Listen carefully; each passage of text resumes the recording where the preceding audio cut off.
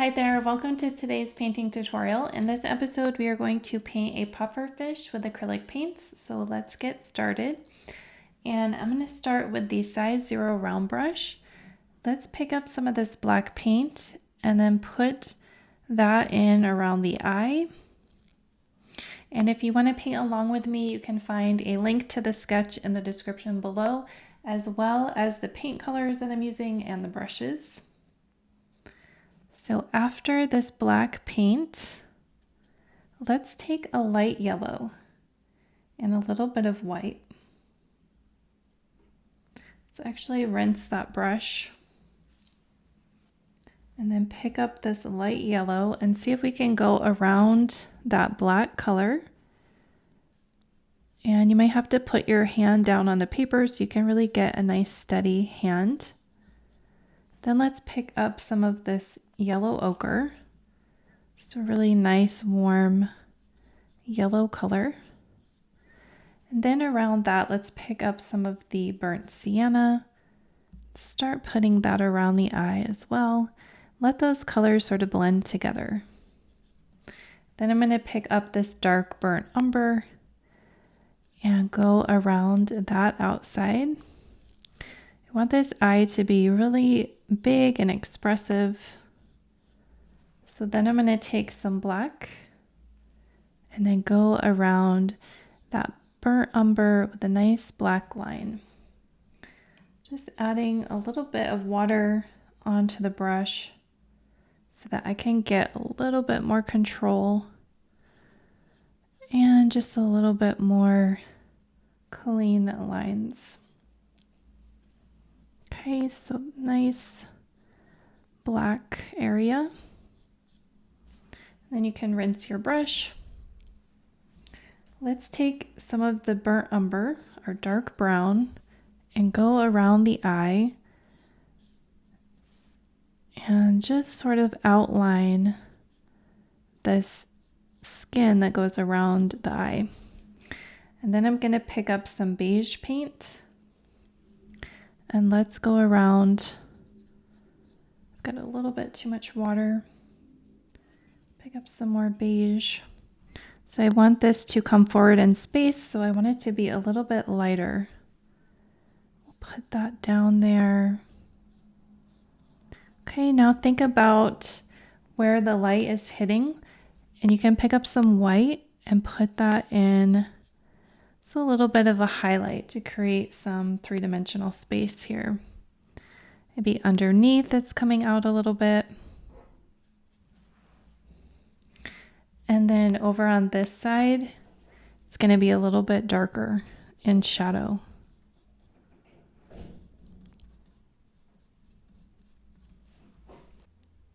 So now let's do the eye on the left side or on the top, and we'll put a little bit of the burnt umber down here at the bottom, just to create a little bit of a shadow, and then pick up that beige and allow that to blend in with the brown shadow. Then you can pick up some white and create a little bit of a highlight at the top. Okay, and that can be pretty loose. So now let's work on the mouth. So I'm going to take some of this burnt umber and start putting that in. We can use that as a dark color in the center of the mouth. And then we can create maybe a little bit of outline there for the lips. You can even come out here a little bit and then grab that beige and start putting that in around the outside. I want to feather it in to this center of the mouth, thinking about values. Where are my light values? Where are my dark values? And then I want to put some pink in there. I added this to the palette. It's just a rose pink. And I want that to go into the mouth as well. That's going to add a nice variety of color and some warmth to the painting. Then I'll get that off the brush. Let's take some white paint and then do a little bit of a highlight here under the mouth. Then I'll take a brown, start coming underneath the mouth, creating a little bit of a shadow.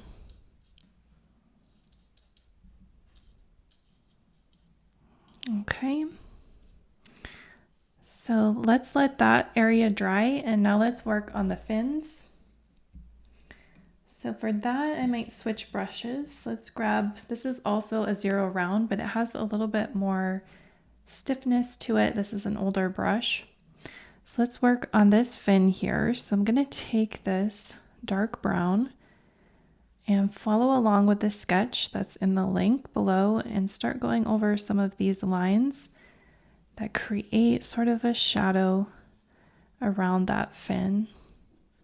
Then grab some beige and feather that in on top of those areas. It's going to create some form. Okay, so then this area here, so it's dark and then it gets quite a bit lighter. So we can start with the dark paint. So we're usually always trying to paint from dark to light. And just add some of these lines here that create the texture of the fin. And then after that, grab some yellow ochre. Try to put that yellow ochre in there as well, acting as a little bit of a highlight and a warm color. Okay. You could take some burnt sienna as well and add that into the mix. It's a nice transitional color that's in between the yellow ochre and that burnt umber. Then let's take some beige and start feathering that out. And then we want to think about getting lighter. So we'll grab some white and start feathering the white out. And you want that paint to mix together, wet on wet. Okay, sort of pull some of that color into the white. It's going to create a nice gradation of color. Then you can rinse the brush, take some straight white, and then see if you can add that along this area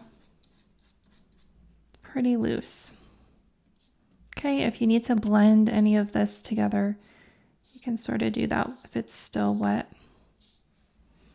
And then let's do that to this fin up here. So you can take the dark brown color, burnt umber. We'll go pretty loose with this one. Then we'll take some burnt sienna and some yellow ochre, and then pick up the white and feather that down. Okay, nice expressive brush strokes with a lot of texture. And then we'll use that same type of pattern to do the tail. So take that dark color, put that at the base. You're thinking about the direction of form with your brush strokes. Okay, I'm going to take some of the yellow ochre next and start feathering that in. And then grab some of the burnt sienna, add that as a transitional color. And then while it's still wet, let's pick up some white and start bringing that down. Okay. And let the brush work for you. Let those colors on the brush create some natural dimension as they blend together. Okay, that's really when painting gets really fun. When things just automatically sort of flow. Okay, so we have the eye and the fins and the mouth. So let's work on the body. So this part is going to be pretty tricky, but let's see how we can do it. So I'm going to take a size 6 filbert brush. So we want to focus on the bottom area and then the top. So for the bottom area, let's think about the value and the change of color. So I'm going to take some of this gray and let's make a little bit darker version of this gray by mixing it with some black paint. And then I'm going to use that to create sort of a dark shadow. Okay, so it's a three-dimensional shape. It's sort of a spherical shape. So to do that, we're going to be getting dark along the bottom, and then we want to get lighter. So if you need to get a little bit darker in some areas, go back and add some of that darker gray that has a little bit of black in it. And then pick up some white. We want to get gradually lighter as we go up. So I'm adding more white, trying to create a three-dimensional shape. Okay, and I'm being sort of impressionistic with these brush strokes. You can do the same, just kind of moving back and forth to get a little bit of texture. Then I'm going to kind of decide where the really light value is, and that's going to be in this area here. So that's where you want to add just a little bit more white so that it comes forward. Okay, and then after the white, we're going to transition into this darker color that's along the top. So for that, we could take some of the burnt umber and let's start putting that in. Let's put that over here where we have quite a bit of dark shadow color. Okay. Darker shadow around the fin. And then over here, it's pretty dark. Okay, I'm going to feather back and forth. Try to create some texture. Then we want to get lighter, so I'm going to grab some of the beige paint. And let's mix that in. Start creating this second value. And it's probably going to be darker up at the top again, so you could add some more of that burnt umber. And then grab that beige. Okay, and then this face area. So we're thinking about the value there. And we'll get a little bit darker over here. And then we're going to get lighter. So you could grab some white paint and start mixing the white paint in. And it's creating a little bit of a beige color because it's still has some of that beige paint on the brush. Okay, so that's a nice foundation of color. And now you want to think of creating the spikes for the fish. To do that, let's switch to a 0 round brush.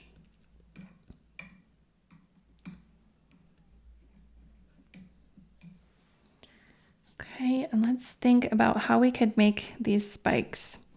So we'll want to do it with, I could take some light paint, white paint, and start making spike shapes. So they're just going to be little triangular shapes.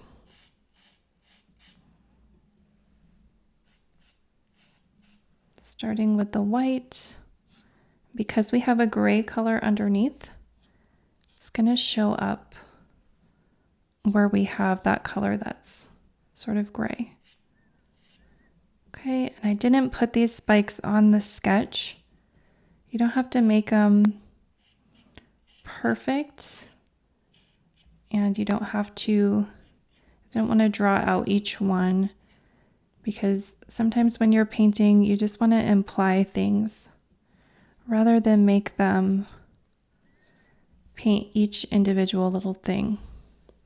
So we'll grab some beige, and then I'm going to go back and add this beige onto some of those spikes.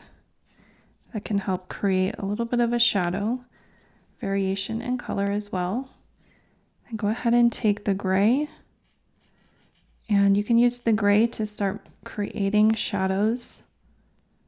Could be in between a couple spikes. It might create sort of a shadow in between them, maybe off to one side.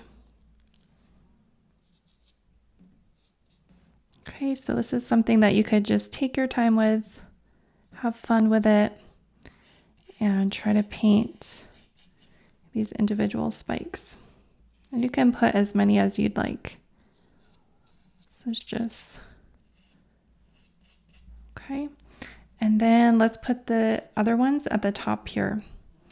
Okay, so for that, let's try doing that with the beige color. So you can do beige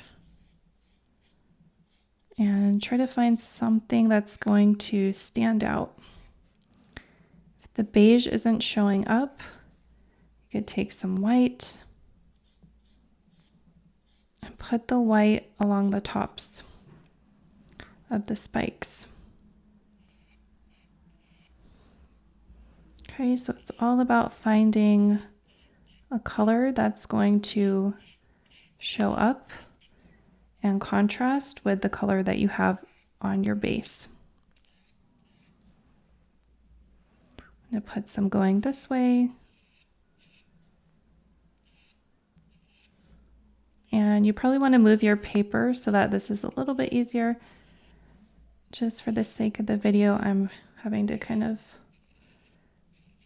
twist a little bit, but when you're doing this at home, go ahead and move the paper to make it easier for you. Okay, and then we could put some shadow on there. So maybe take some of the burnt umber and add some shadow to some of the spikes. That can help outline them, make them look more detailed, make them look three-dimensional. When I'm making the spikes, I'm just doing kind of a V shape with 2 strokes there. I can make it easier. Okay, so maybe I want to come along the bottom and add a little bit of darker shadow to some of these, just to make them stand out a little bit more. Maybe some are coming off of the bottom here, and with the white background, the darker color is going to show up. So you could add that. Okay, just give it a really nice spiky texture.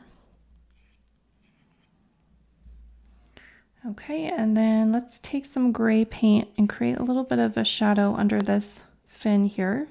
So at this point we are in the end stage of the painting. We're refining and looking at where we might want to adjust our values. Okay, I'm going to take a size 0 round brush and let's clean up the face a little bit and add a highlight. So I'm going to take some white paint. See if you can really carefully add a nice highlight right above where that black pupil is. It's going to bring it to life, and then we could even make a little white line around there. Okay, maybe take some of the beige with some white and could put a little bit of an eyelid. Just create some more realism. And then I'm going to work a little bit more on the eye above the top. I'm going to clean it up a little bit because that's the focal point of the painting. So your focal point is where you want to put the most detail and the most attention.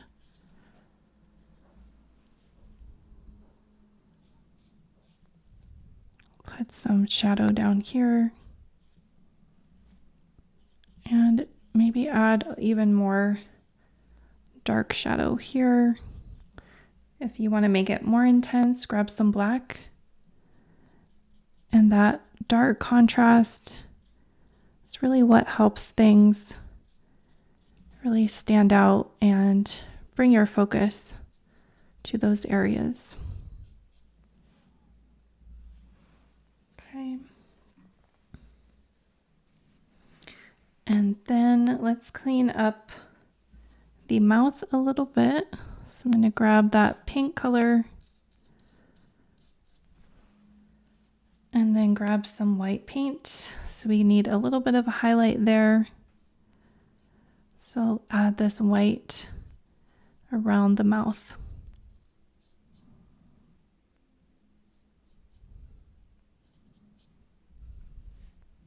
Maybe put a little highlight above the nose. And a little more around the eye. Okay, I'm going to take some of this and bring it down along this area here. Then maybe grab a little beige and create a transition so that can blend a little better. Then I'll take some dark paint and go underneath that eye again. Okay, so just adjusting values and doing any final adjustments. I'm going to smooth this out a little bit. Okay. Then you can see if you needed more contrast in certain areas, you could go back with some darker paint, maybe some black mixed with a burnt umber, and add some darker shadows, darker values around some of the areas that are in shadow.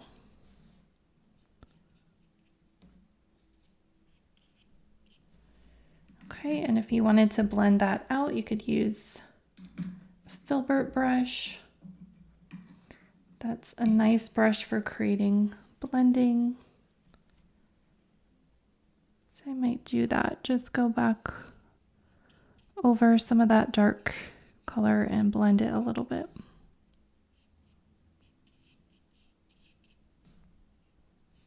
Okay, and then you can see that contrast really helps to kind of make things stand out a little bit more. Just makes the whole piece just be a little bit more visually interesting. And I'm just blending the paint.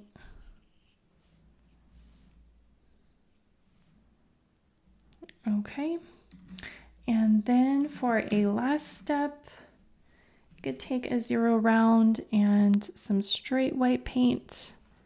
Maybe bring out some of these highlights. Could do that around the fin. And some of these spikes in the bottom, you might add quite a bit of white paint and some of them to bring them out and make them pop a little bit more. Then you could take some of this pastel yellow, maybe put that in some of the fins just to brighten those up and create a little more interest. It's kind of making a highlight as well. You could add some of that to some of the spikes, just so that paint is around the piece so that your eye can move through it.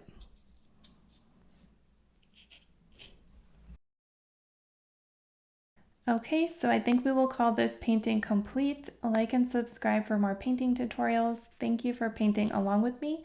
And if you want to improve your painting skills, check out my free guide in the description below, and we'll see you in the next tutorial. Bye!